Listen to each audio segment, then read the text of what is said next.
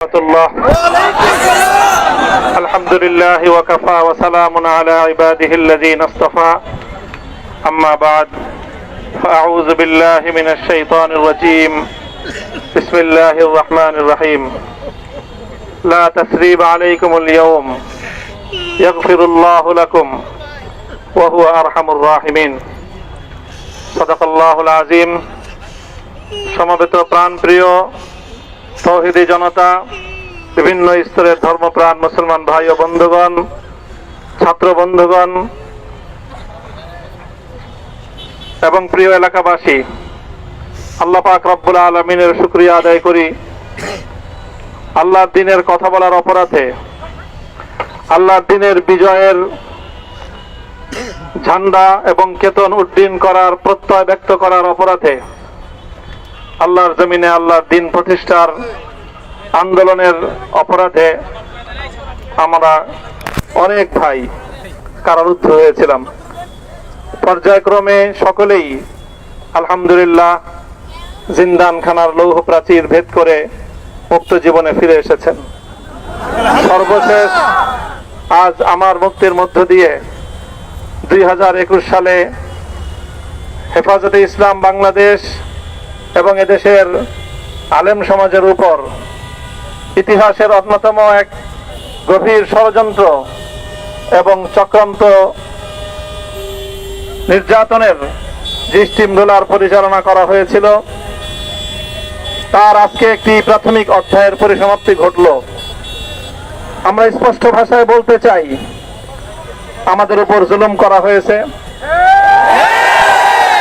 আমরা নির্যাতিত, অন্যায়ভাবে আমাদেরকে কারারুদ্ধ করা হয়েছে, বুলেটের আঘাতে আমাদের ভাইদেরকে হত্যা করা হয়েছে।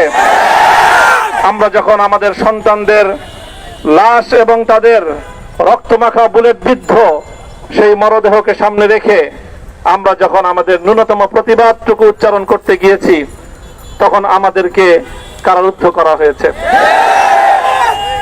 আমাদেরকে নানাভাবে নিষ্পেষণ করা হয়েছে, আমাদেরকে জনগণ থেকে বিচ্ছিন্ন করার সব ধরনের অপচেষ্টা চালানো হয়েছে। আমি আজ এই মুহূর্তে আমার এই মুক্তি উপলক্ষে আমি বলতে চাই, আমাদের উপর জুলুম করা হয়েছে, এটাকে আমরা সহ্য করে নিলাম। আমাদের ভাইদেরকে হত্যা করা হয়েছে, সেটাও সহ্য করে নিলাম। আমরা আমার সন্তানের লাশ কাঁধে তুলে নিয়েছি, সেটাকেও আমি হাসি মুখে বরণ করে নিলাম। আমাদেরকে অপমান এবং লাঞ্ছনার সব ধরনের ষড়যন্ত্রের সম্মুখীন হতে হয়েছে, সেটাও আমরা হাসি মুখে বরণ করে নিয়েছি।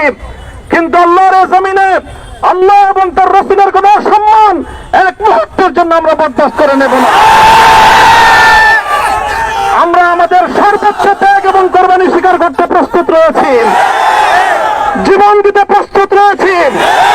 আল্লাহর জমিনে আল্লাহর দ্বীনের ঝান্ডা সমুন্নত করেই আমাদের যাত্রা থামবে ইনশাআল্লাহ। হয়তো শাহাদাত, নয়তো খেলাফত ইনশাআল্লাহ। আল্লাহর জমিনে খেলাফত প্রতিষ্ঠার যে আওয়াজ পৃথিবীর দিকে দিকে উচ্চারিত হচ্ছে, সে আওয়াজ বাংলার জমিনে খেলাফতের এই আন্দোলনকে চূড়ান্ত গন্তব্যে পৌঁছাবে ইনশাআল্লাহ।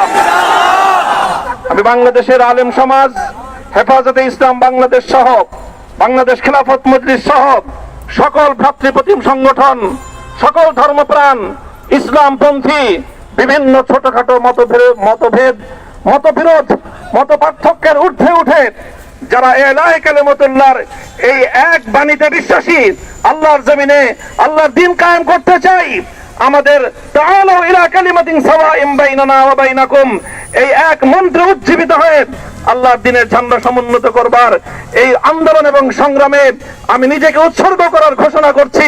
এবং আমার সকল ভাইদেরকে, আমি সকল উলামায়ে কেরামকে এবং ধর্মপ্রাণ মুসলমানদেরকে, ইসলামী নেতৃত্বকে ঐক্যবদ্ধভাবে এই সংগ্রামের ঝান্ডা সমুন্নত করবার, ধারণ করবার আহ্বান জানাচ্ছি। এবং আপনাদের সকলকে আবার শুকরিয়া জ্ঞাপন করছি যে আজকে আপনারা এভাবে আমাকে উৎসাহিত করেছেন, উজ্জীবিত করেছেন। আল্লাহ পাক আপনাদের সকলকে উত্তম বিনিময় দান করুন। আমিন। প্রিয় ভাইরা,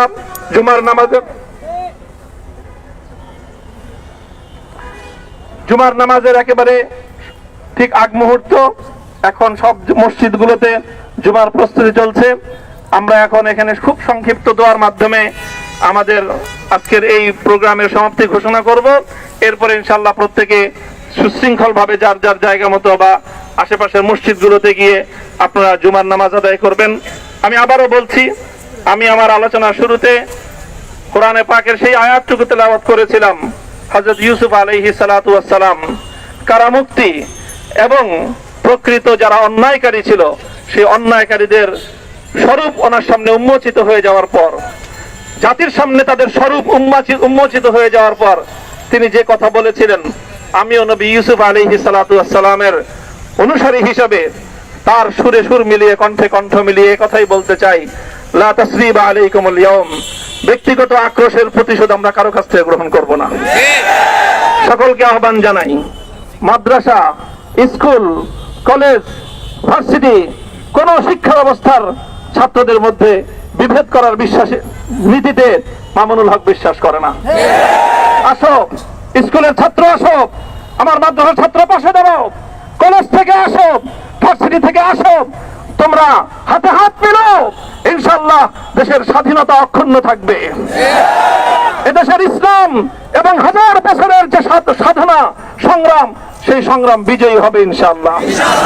এই জনপদ ইসলাম এবং মুসলমানদের জন্য হাজার বছর ধরে এখানে কালেমার ঝান্ডা সমুন্নত করবার জন্য আমাদের পূর্বপুরুষরা যে সংগ্রাম করে গেছেন, সেই সংগ্রামকেই আমাদের কাঙ্ক্ষিত গন্তব্যে পৌঁছানোর জন্যই আমরণ এক সাধনায় আত্মনিয়োগ করতে হবে।